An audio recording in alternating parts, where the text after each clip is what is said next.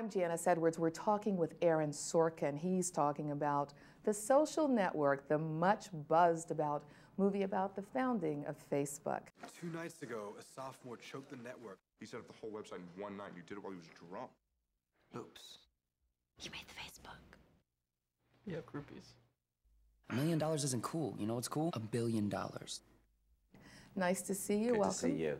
Now, there's been obviously a lot of expectations about the movies, a lot of controversy, because it is really about 2 lawsuits filed against Mark Zuckerberg and Facebook. Who did you get input on in writing the script regarding this? Yeah, let's talk about the controversy in the 2 lawsuits first.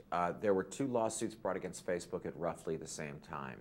The defendant, the plaintiffs, witnesses, they all came into the deposition rooms, they all swore an oath, and what they ended up with were 3 very different versions of the truth. So when it came time for me to write the screenplay, instead of picking one version and deciding I think that's the truth, or picking one version, deciding that's the juiciest, I'll write that. I really wanted to embrace the fact that there were 3 different versions of the truth, that there was a Rashomon quality. So the movie doesn't take a position on who's telling the truth. We let you argue about that in the parking lot. Now, I know that Mark Zuckerberg and Facebook would prefer that we only tell the story from Mark's point of view, but we are telling it from Mark's point of view as well as the point of view of the people who were suing him. As far as where I got the information from, there's a lot of available research out there. I also did a lot of first-person research, speaking at length and directly to a number of the characters who were portrayed in the movie and people who were very close to the characters who were portrayed in the movie, but most of those people spoke to me only on the condition of anonymity, so I can't go too far into that.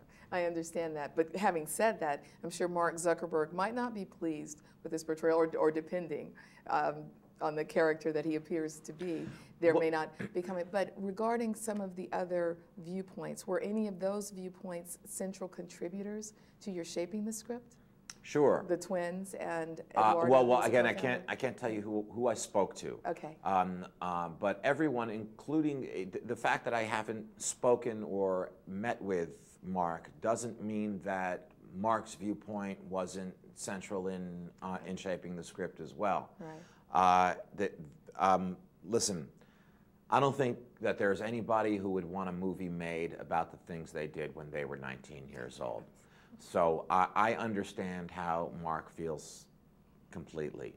But on the other hand, I think that, in fact, I know that we were fair. There's nothing in this movie that was sensationalized. There's nothing in this movie that was Hollywoodized. And everything that occurs in this movie that we present to you, first of all, it's because a credible person said, no, this is the way it happened. And we come at you immediately and say, what you just saw may not have been the way it happened. It may have happened this way. And you give the other version. That's very true. That comes through in the film. We do. And I think that especially because, Mark is someone I didn't get to speak to, that his part of it is something I'm only able to know through certain records. Mark's character is given more than anyone else the benefit of the doubt in the movie. There are definitely those moments there. It's funny you mentioned 19. When I was at 19, I was at Harvard, so it was nice to see some of the places again. Of course, the social network wasn't there at that time. Given the phenomenon that, of course, Facebook has become and the expectation of this movie, the feedback that you've gotten, I saw it at a screening with students, was, wow, that was so spot on. I didn't want it to end.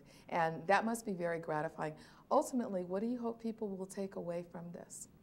Well, it is very gratifying when you hear that kind of reaction. People are going to take away a lot of different things. There's not going to be a unanimous opinion about this movie, except that I think most people will like it. There's not going to be a unanimous opinion about who was right and who was wrong. The movie doesn't fit easily into a genre, but the genre that it's closest to is a courtroom drama, where we start out certain that somebody is guilty or certain that somebody is innocent. We change our mind 5 times throughout. I think that's going to happen here too. I'm Janice Edwards. We're talking with Jesse Eisenberg, who stars as Mark Zuckerberg in The Social Network. Mark, you got it. I'm afraid if you don't come out here, you're gonna get left behind. I need you out here. Please don't tell him I said that. What did you just say? It's moving faster than any of us ever imagined it would. It's moving fast. It's moving fast. Nice to meet you. Welcome to the Bay Area. Thanks, Janice. The challenge of portraying Mark Zuckerberg, who was not involved with the making of this film, did not approve of it in any way, must have been enormous, I imagine, for an actor. Or how did you gain access to the character? The script was written in conjunction with this book, which was written about the same story. Right. And, so when I read it as an actor looking at a character rather than, an actor looking to play somebody real and having my own kind of take on him. To supplement Aaron's script and kind of my impression of his characterization of Mark Zuckerberg, I had, there's some countless videos online of the real guy and, images, interviews, and so I kind of used all that to help me prepare to play what is ultimately a character in a movie. Because you're talking about Facebook, which has changed social interaction on such a great way, did you feel like you were in the process of something great in that same way? Yeah, that's a nice comparison. And having gone to Harvard yourself, like the spirit there is that yes. Something great is going to come out of this school. I didn't go to Harvard personally, but when we were shooting there, you kind of got into the spirit of the work ethic of the kids there. And it, in a way, infected the movie. Kind of infected the spirit of the movie that we all felt like. We wanted to make something special. We're talking with Andrew Garfield, who portrays Eduardo Saverin in The Social Network, and he's also been tapped to play Peter Parker in the upcoming Spider-Man. Nice to see you back in the Bay Area. Nice to see you. Thank you. How was it working on this film and portraying a character who's been in the news in certain ways? Sean is not part of this company. We have over 300,000 members wide. We're in 160 schools, including 5 in Europe. I'm aware of that. Mark, I'm the CFO! I mean, it was an incredible project to work on.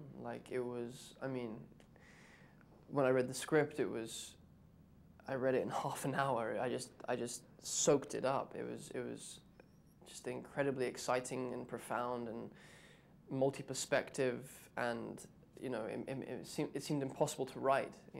Aaron wrote this incredible tale, and the themes are just like they're as old as humanity. They're as old as storytelling, like power and betrayal and friendship and loyalty and love and money and greed and like all of these things, and these universal themes, and to be a part of a film part of a story that is dealing with those very important human things. It's just great fun. Yeah, it's just great because all the work has been done for you in this.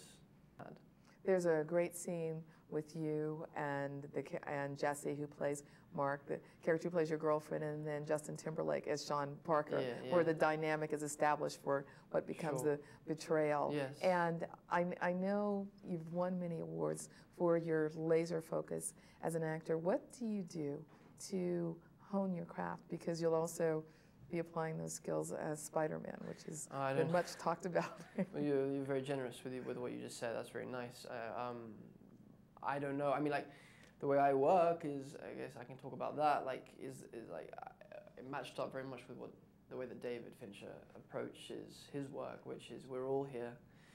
We're all being paid to be here. We're all on set making a movie, which many people dream of doing, but we're actually being given the chance to. We got to work hard. We got to work as hard as we possibly can. We got to sing for our supper. We got to squeeze every ounce of juice that we can out of this situation, and I just love that.